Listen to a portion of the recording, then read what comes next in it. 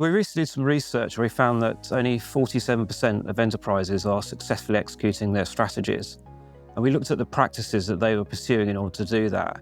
And one of the clear practices, or the differences between fully successful enterprises and those that weren't successful, is the ability to link initiatives and projects directly to their strategic objectives.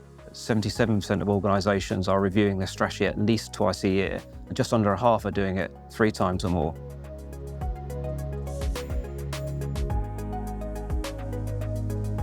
My name's Ian Cox. I'm a Senior Director Analyst in Gartner's CIO research practice. I cover strategy, IT operating models, communications, storytelling, and branding.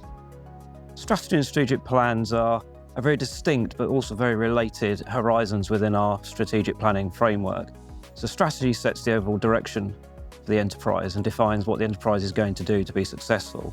In a strategic plan, we identify how we're going to deliver what we've done in the strategy. So strategy is what we're going to do, and strategic plan is how we're going to do it. So we sometimes see those horizons confused, or one is missed out altogether.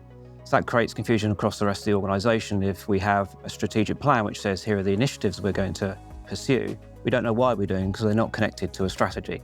Or vice versa, we sometimes have a strategy which says what we're going to do, but we don't know how we're going to do it through a strategic plan.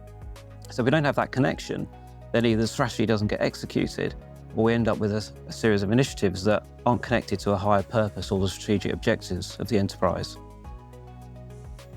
And that really just reflects the fact that the world is changing more rapidly, and if your strategy doesn't keep up to date with the change in the world around you, then you could be executing something which is taking you in the wrong direction.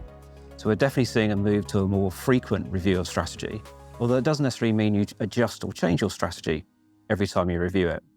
Deciding to keep your strategy the same after a review is a perfectly valid outcome. In fact, it can be good to actually stress test your strategy against what's going on in the world and actually confirm that you're still on the right track. If you need to adjust it, you can make small course corrections as you go and stay on track to deliver success. And in fact, you're far more likely to need to adjust your execution than you are your strategy. And that's why it's important to have those 3 horizons linked, because if you adjust your strategy, if you've linked them to your strategic plan and your projects, then you know which aspects of those areas need to be adjusted as well. Similarly, if you have a delay in a project or initiative, if it's linked to the strategy, you can then communicate what the impact of that delay may be at the strategic level as well. We're seeing a lot more interest in things like adaptive strategy, being able to adjust your strategy, reviewing on a regular basis. But equally important is being able to anticipate those changes.